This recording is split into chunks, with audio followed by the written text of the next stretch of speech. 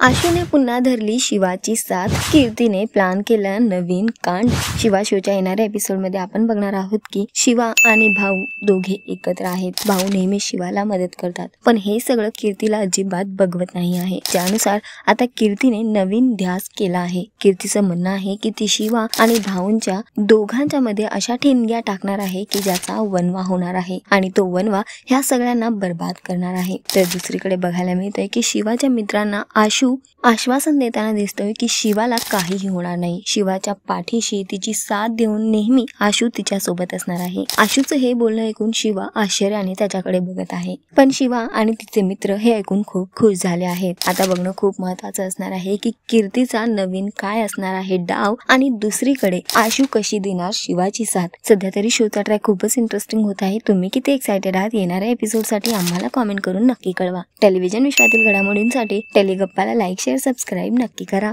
नमस्कार।